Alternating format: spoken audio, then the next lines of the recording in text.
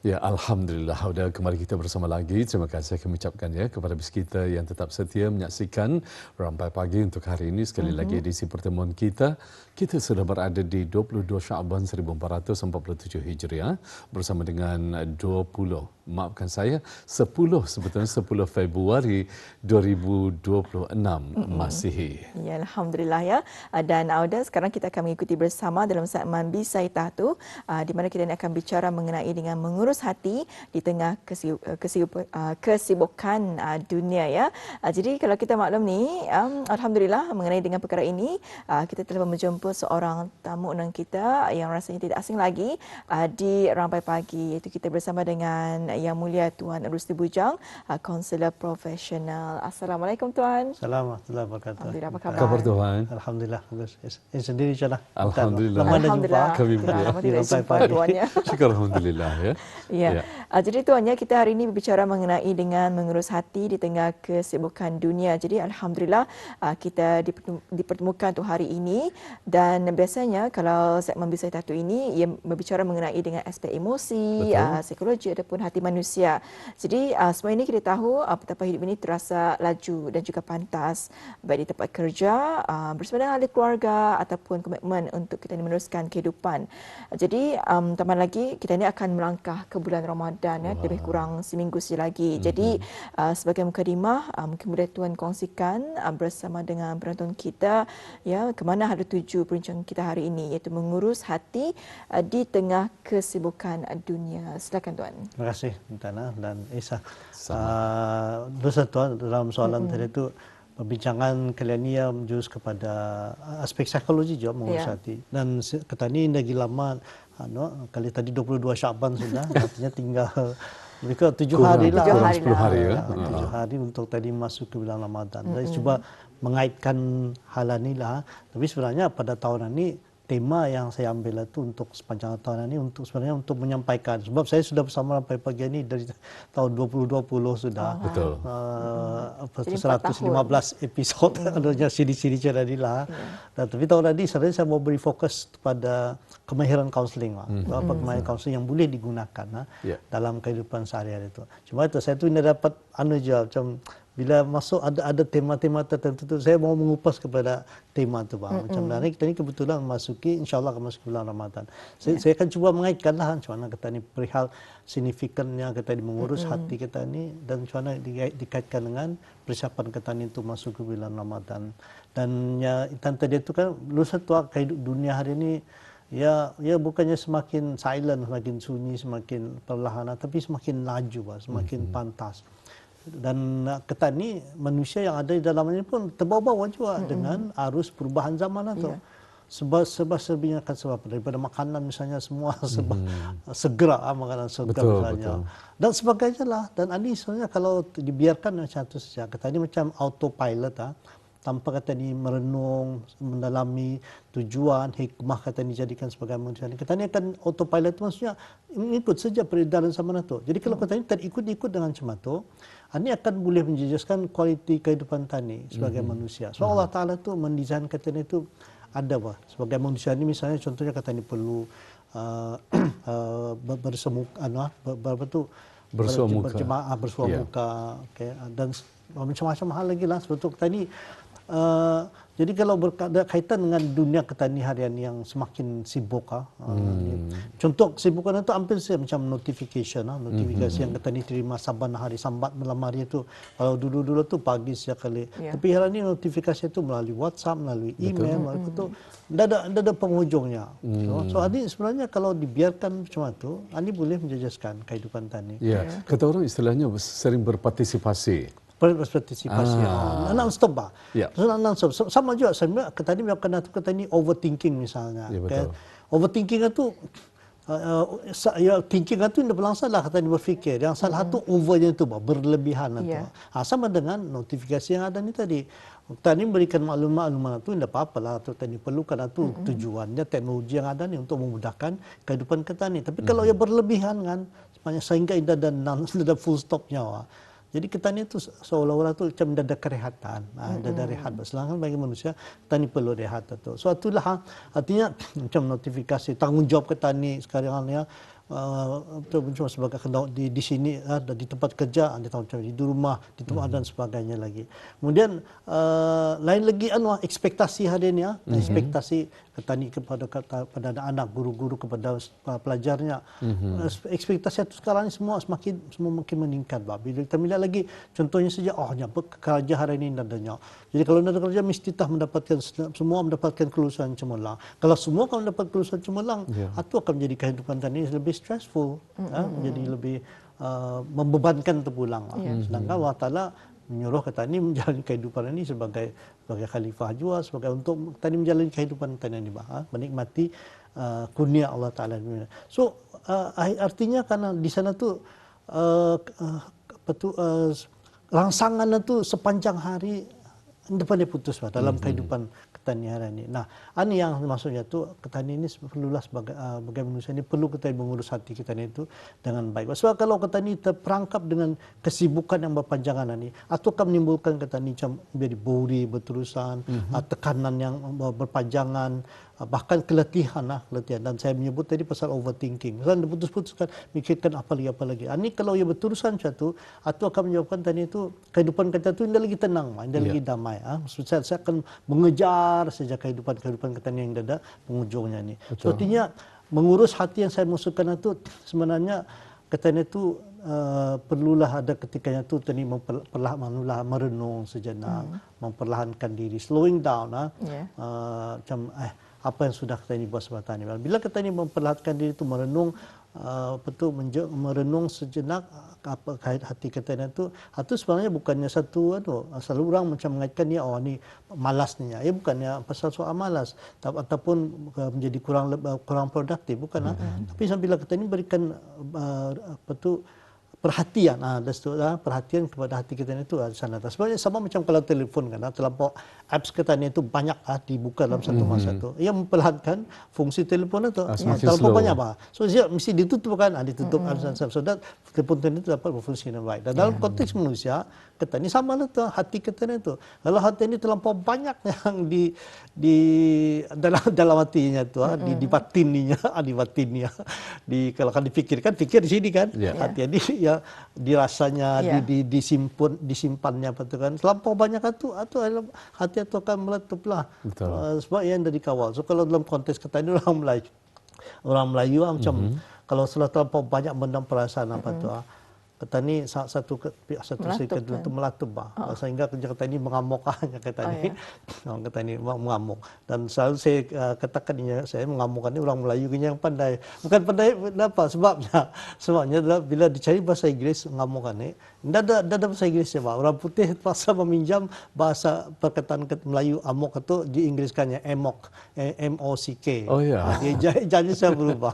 Artinya itu antara sebabnya lah sudah hati itu tidak dapat mengawal, kata ini biarkan ia boleh meletup macam lah. So artinya bila saya mengurus hati itu artinya perlulah katanya itulah macam memberikan perhatian Dia bukan satu kelemahan, tapi kalau sudah hati kita itu berkat macam non-stop anda dapat berihan ni sebenarnya adalah satu isyarat daripada kita itu untuk kita ini memberikan perhatian. Apa saja hal-hal kali yang dah penting kita ni jadikan penting. Jadinya saya mengurus hati itu artinya kita ni memberikan perhatian kepada hati kita ini so that dia dapat berfungsi dengan lebih baik lagi. Jadi sesuai dengan tajuk kita mengurus hati di tengah kesibukan dunia ini. Jadi apabila hidup dipenuhi dengan pelbagai bentuk kesibukan itu ramai di antara kita ni berdepan dengan perkara stres situasi stres. Jadi overthinking seperti tuan katakan tadi dan bahkan mengalami keletihan emosi.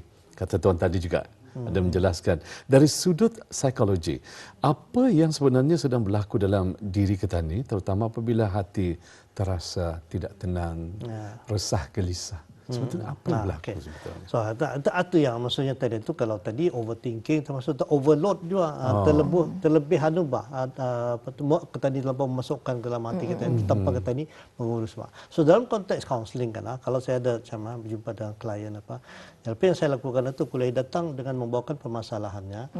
Jadi yang awal-awal sekali saya akan bertanya macam apa yang dialaminya. Jadi sebagai kaunselor kita ini jangan terperangkap jangan tadi terperangkap dengan apa isu awal yang dibawakannya tu. Sebab isu yang awal dipadahkannya Jangan terbawa-bawa. Jangan terbawa pasal belum tentu itu permasalahan sebenarnya. Yang perlu katanya tu ketahui apa punca sebenar di sebalik permasalahan. Contoh saya ada orang selalu datang lambat kan. Datang lambat itu adalah itu sebagai gambar awal saja tu bah. Tapi ada sebenarnya punca di sebalik itu. Mungkin dia dapat mengurus masanya dengan baik, dia dapat mengawal, mungkin ada isu keluarga, ada isu-isu sebenarnya yang perlu kita tangani ini. Tapi itu bila isu-isu yang terpendam, kami panggil itu adalah isu terpendam, masalah yang terpendam. Ya masalahnya ada dua, satu masalah yang dinyatakan, dibaginya tahu, diluahkannya. Tapi sebenarnya ada isu sebenar ataupun isu terpendam. Nah, yang dalam konteks yang saya mengurus hati ini, isu-isu yang terpendam ini, kalau dibiarkan, kalau banyak-banyak menumpuk yang ada dalam hati itu, ini yang boleh menjadikan internet itu overload. Jadi kita ini dapat suatu orang yang mempunyai pelbagai masalah ini dapat berfikir. Pasal pikirannya bercelaru, perasaannya itu sudah terganggu. Jadi anda dapat bahkan anda dapat membuat keputusan. Suatu kita ini dalam keadaan marah, dalam keadaan apapun emosi kita ini marah, sedih yang berlebihan, jangan kita buat pada masa sebab tu pikiran waras kita ini sudah diambil oleh hati emosi yang bercelaruan ini tadi. Kita dapat membuat berpikiran dengan baik, membuat keputusan dengan baik. Sebetulnya apa yang berlaku sebenarnya dalam keadaan macam itu, kita ini tu sebab kita ini selalu hari ini dalam survival mode lah. So ini yang perlu kita ini ubah ni, survival mode daripada survival mode kepada safety mode. Apa bezanya? Dalam survival mode tadi, kita ni selalu waspada. Sekarang mesti standby ni teleponan ini. Kadang-kadang telefon, kena cari punya. Padahal dia semestinya macam tu. Jam kerja kali ini tetap je sudah. Daripada pukul 7.30 ke 12.30 macam dan sambung lagi sampai pukul 4.30. So saya tetapkan. Kalau malam apa tu, artinya itu ada pilihan kata. Tapi pilihan kata ni sebenarnya, aku mesti standby ni. Aku mana aku ni kena perlukan kalau anak orang menggunakan macam tu. Atau kerja tu kalau anak sekolah kadang sama je tu. Tadi bagi telefon. Taruh telefon mana tu kalau apa-apanya kan. Dulu kita tidak ada telefon apa tu. Sehingga bila dalam keadaan itu anak itu ia belajar. Kalau tidak ada terjadi apa-apa, ia belajar daripada kesusahannya, pengalaman, kepayahan yang dialami itu. Bila kita ni sentiasa sepanjang itu mau alert itu. Kononnya sebenarnya, ini yang ada the trick yang saya orang tahu dia.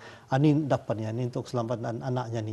Ya kadang-kadang soalnya untuk dirinya tu, kalau ia ibu bapa ni untuknya macam untuknya meneguhkan menyamankan hatinya tu. Lurus untuk menyamankan hati dirinya tu. Tapi kalau ia sebenarnya dalam masa yang sama menutup peluang kepada anak-anak ini untuk mencari jalan penyelesaian sendiri.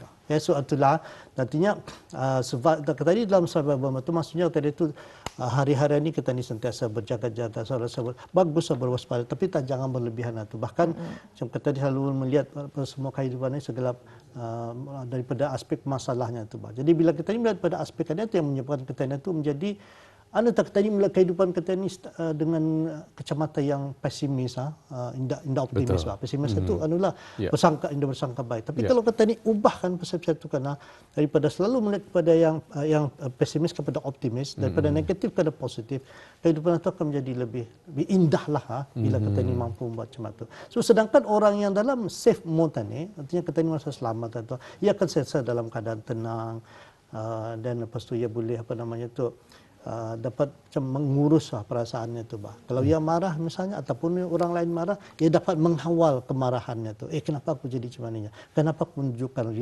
reaksi marahnya ni? Padahal dia dapat mengurus. Itu yang maksudnya safety mode. Survival mode ni tadi terus saja meredah apa saja dah dapat fikir panjang. Sedangkan dalam safety mode tadi lebih tenang, dan yang penting itu tadi konteks pembicaraan pagi ini kita dapat mengurus hati kita itu. Hati itu apa saja? Ada 4 yang perasaan asas katanya, marah, takut, sedih, gembira. Ini yang paling basic ni. So ambillah kata ni marah. Kalau bila kita tersatu, bila kata ni dapat mengurus hati kita itu, kenapa aku jadi marah? Kadang-kadang ini disebabkan oleh ketani sendiri, ada unfinished business ketani, sehingga melakukan ketani marah. Ada ketani sendiri dan pusat, tapi kita dilampiaskan kepada orang lain. So itu adanya lah. Itu yang tak dulu lah kenapa jadi si aspek psikologi lah kenapa ketani macam tadi tahu mengurus hati dia terlampau banyak, kemudian terlampau banyak dan difikirkan sama juga. Dan overthinking ini ia bukan satu bentuk personality terlampau banyak mikir itu sebenarnya satu bentuk penjagaan. Katanya itu ataupun defense mechanism. Helah bila diri kita ni, untuk mempertahankan diri. So kenapa macam daripada bahaya, daripada melakukan kesalahan, daripada penolakan, cinta yang dah berbalas dan sebagainya. Dan yang jual ni terlampau banyak mengawal. Semua ni kan kata ni kawal. Mengawal anak-anak saja juga dalam rumah, kalau terlampau mengawal dia tu sangat meletihkan. Tapi kalau kata diberikan kebebasan, tapi kebebasan yang terkawal, maksudnya terkawal tu Taninda mengawal, tapi sendiri anak itu mampu mengawal. Dalam psikologi dipanggilnya psychological presence, kata ini memberikan anak-anak tu ya, walaupun ketani indah ada di depan matanya, tapi dia dapat membayangkan ada apa namanya. Secara logiknya secara pemikiran. Lain lagi kalau level tinggi lagi, ya Allah Ta'ala melihatnya semua. So artinya, tapi bayangkan kalau kata ni sebab-sebabnya kata ni kau jadi helicopter parent. Helicopter parent ni maksudnya kemana anaknya tu ya hovering, memantau saja. So dia akan sangat meletihkan atau overthinking. Kemudian emosi yang berlebihan, dan kadang-kadang ada yang sampai ke tahap juga kronik, kesibukan yang sampai ke tahap kronik ni anita, emosinya tu tidak dapat berfungsi dengan baik lagi. So artinya karena sebagai dikasannya yang sampaikan sebenarnya rasa keletihan katanya itu, keletihan secara dalam itu sebenarnya itu adalah satu isyarat daripada diri kita ni, hati kita ni jaga aku ni, peduli aku ni, perlahan dan berikan perhatian. Sebab tu ini perbezaan besar dalam macam tapi saya beritahu ini lebih baik bukan macam dari segi psikologi sama psikiatri dalam kesihatan mentalnya. Dan ada sekurangnya ada 4 profesional, psikiatris satu, kemudian otak inilah, dan psikologi sama lebih kurang tu, kemudian kaunselor siapa ni, dan social worker, pekerja sosial. Kaunselor ni, kalau psikiatris melihatnya kalau berlaku satu masalah tu kan isu mengalami isu kesihatan mental, ia tak dikaitkannya dengan kekurangan chemical tertentu, chemical imbalance, chemical yang tidak seimbang dalam badannya tu. Jadi yang dibaca dibaginya ubat untuk mengimbangkan chemical itu. Nah, dalam konteks counseling, itu ni. Contohnya bila ada sesuatu hati kita tu ada nyatanya suara kecil, bisikan hati itu sebenarnya adalah isyarat daripada hati kita itu untuk memberikan perhatian terhadap aspek itu. So artinya dalam konteks counseling, bila ada bisikan hati keletihannya, kemarahannya, so sudah masanya katanya berikan perhatian, kenapa hati itu membisikkan hal itu. So artinya kita peduli tak apa bisikan-bisikan itu, bukannya kita ni ketepikan. Contoh saja kalau berlaku kemalangan. Jadi bila habis sudah dirawat, selalunya ia akan meninggalkan trauma. Orang yang terlibat secara langsung kalau yang secondary, lain lagi secondary trauma, ia akan macamnya jadi terbayang-bayang, termimpi-mimpi, kabar-kabar hatinya. Jadi kalau selepas itu salah satu rawatannya di segi rawatan kaunseling itu, dia tu habis dia bilang tu bila orang akan datang ke anaknya, ia akan start bercerita, apa tadi masuk ke insiden tu macam ni kan. Jadi apa yang dia respon ke tadi menjadi bahasa hadang tu biarkan saja kan. Sedangkan tadi ia sebenarnya memberikan asa ada isyarat dalam hatinya tu, ketungkadannya apanya. Sampai kita ni lakukan dalam keadaan yang jadi kemalangan tadi ni, instead of menyuruh hadang tu sebenarnya suruh pulang cerita tu. Kenapa? Kita ni jadi pendengar yang setia. Lepaskan. Biar dia melepaskan. Sebab bila dia melepaskan tu, insya-Allah emosi tu macam dapat regulate sendiri. Bukannya dibiar badang tu disuruh simpan pulang, dipendam. Ini yang bahayanya. Itu ada satu tips lah. Jadi Tuan, sedikit apakah Tuan setuju jika ini bagi pendapat saya ataupun pandangan saya pernah terdengar juga perjalanan nasib ataupun takdir kehidupan kita adalah tergantung cara pola pemikiran kita. Betul. Apa yang kita pikirkan itu berubah menjadi tindakan. So, tiganya tani pikirkan, tani rasa, kemudian lahir menjadi tindakan. Tapi dari mana dulunya? Kalau isu yang psikologi mana ini? Ada pikiran dulu, perasaan dulu atau dulu? Masih ada. Coba. Pegang tangan macam dia. Okey, tepuk tangan. Saya akan mengira 1, 2, 3. Kalau saya kira 3, kalau saya tepuk baru tepuk. 1, 2, 3 tepuk. Kan? Ada 2. Ada 2 kan. Padahal sudah dijelaskan tadi kan. So maksudnya kan. So satu ia terpengaruh dengan tindakan saya itu. Betul. So, tapi arahan lain kan. Arahan itu pikiran. So, sebab saya memikirkan mungkin Tuan yang silap. Kan? So satu mengikut tindakan saya. So tindakan itu penting lagi. Tapi Intan mengikut daripada saya. Kepada arahan tadi. Arahan nantinya ada arahan. Kalau saya tepuk baru tepuk. Jadi tergantung pada pola pemikiran kita. Sebenarnya 3 itu berkait rapat. Pemikiran, perasaan dan tingkah laku kata ni. So formulanya sadar saja. Sebetulnya pikiran kita ni sentiasa berfikiran positif. Jangan overthinking. Jangan overthinking. Berpikiran sentiasa positif. Perasaan tadi pun selalu memikirkan hal yang positif. Dan akhirnya bila pikiran perasaan yang positif, ia akan melahirkan tingkah laku yang positif juga. So macam ada saya terkadang satu riwayat Nabi Musa dalam dialog Allah Taala, ada yang melihat anjing baru mati kan. Jadi bidang itu buruk keadaannya, busuknya lain lagi tu. Kalinya Nabi Musa, Allah Musa tu melihat wah putihnya gigi anjingnya. Ia melihat yang gigi putihnya tu, aspek positifnya tu. So artinya atau pilihan kita ni untuk melihat kehidupan ini secara positif. Ya, alhamdulillah ya. Jadi Tuan, kita telah mendengarkannya, Tuan berkongsi mengenai dengan apa sebenarnya yang sedang berlaku ya dalam diri kita, terutama sekali kalau hati kita ni indah tenang. Jadi Tuan, mungkin boleh dikongsikan bagaimana kita ni boleh belajar untuk sentiasa menenangkan hati, setentunya bukan dengan lari daripada tanggungjawab, tetapi dengan mengurus emosi secara lebih sedar. Mungkin boleh dikongsikan Tuan. Alhamdulillah. Nah, I think paling cantik itulah cuma kita ni masa untuk kita ni menenangkan hati kita ni itu, bukan menenangkan dunia ni. Dia dua pilihan dah, menenangkan diri kita ni ataupun menenangkan keadaan sekeliling kita ni. So artinya yang di sekeliling kita ni, this is our ABC bahasa Inggerisnya, area beyond control. Yang sekeliling kita ni dapat mengawal. Tapi yang dapat kita dikawal adalah hati kita ni sendiri. So artinya kalau kita ni mau tenang, tenangkanlah hati kita ni. Bila kita ni dapat tenang, ataupun Jalaluddin Rumi yang lebih cantik dia menyebutnya, yesterday I was clevernya, kalau mana aku pandainya dan aku mau mengubah dunia ini. Tapi todaynya I'm wise, saya lebih bijak dan saya mengubah diri saya sendirinya. So ini satu cantik ya. So artinya macam mana kita ini menguruskan keadaan itu. Saya pertama tadi itu tadi bukan mengubah sekeliling kita ini, tapi memulakan daripada perubahan kita ini sendiri. Bila kita ini berubah itu, insya Allah ini boleh create ripple effect, memberikan kesan berganda. Bila kita ini menjadikan satu hal yang positif atau terapeutik di rumah kita ini, itu akan pengaruhi orang di sekeliling kita ini, insya Allah. Yang kedua, biasalah kita ini atau diluluskan, tenangkan diri bukan di sekeliling. Yang kedua, ada masanya kita ini perlu kalau bahasa dalam haji kita ukuf, berhenti merenung sejenak dulu, tarik nafas panjang apa, so macam-macam merenung tu. Bila kita ni merenung tu, berhenti sejenak merenung dalam tu, tu cantik. Dalam counselling ada sekurang-kurangnya 3 hal yang sangat terapeutik.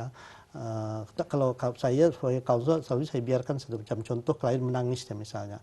So dalam ia menangis satu, saya akan bagi dia tisu bagi macam tu. Sebab kalau saya bagi tisu tu, seolah-olah saya menyuruh dia berhenti menangis. Jangan menangis sini, contoh kan. Tapi selalunya saya akan mengampirkan saja tisu itu, so biar dia ngambil sendiri. Contoh satu triknya. Sebab apa tindakan seterusnya? Sebab tangisannya tu, atau diperlukannya, atau menjadi rawatan untuk dirinya, itu tangisan. Yang kedua, upukan sama jenis lah, sama jenis diupuk-upuk ataupun sangat terapeutik. Dan yang ketiga, ini ada kaitan dengan ini, kesenyapan. Kadang-kadang yang dah tercakap tapi orang kata ini sebenarnya kata ini dah selesaikan sehingga kata cakap tambahnya bukan putus kitanya, memutus kalimah, tapi yang memutus sudah tua. So sebenarnya kita dibiarkan pulang, dibiarkan sebab ia dalam diamnya tu yang memberikan dalam renungannya tu atau berguna sebenarnya. So ini yang kedua tu, artinya renung, beri masa ruang untuk kita merenung ke dalam hati diri kita ini sendiri. So yang ketiga tu biasakan kita ni untuk melampiaskan emosi kita tu dalam konteks yang baik, dalam cara yang baik. Marah misalnya dengan cara lebih articulate, so, melalui pernafasan ataupun kita ni berehat, keluar sekejap dan kurangkan segala stimulasi yang ada di luar ni. Kemudian berikan ruang untuk katanya untuk setiap untuk berzikir diam, dan bahkan juga kita ni boleh mengurangkan nada suara katanya. Kalau saya pakai tinggi, intonasi dia bilang kita direndahkan secara otomatik, secara otomatik akan ada tu menjadi lebih keadaan tu menjadi lebih terkenang. Kalau bila tadi bandingkan dengan intonasi yang tinggi ini tadi. So artinya karena dan juga ini yang dia kurang pentingnya. Jadi perlu mengurangkan hal-hal yang indah penting, yang remeh-temeh di luar ini yang sudah mengambil banyak masa katanya itu. Sehingga menjelaskan nanti kita scrolling yang hal yang berfaedah lah, contohnya maklumat yang berlebihan, membanding-bandingkan diri kita ni, pencapaian kita ni dengan orang lain.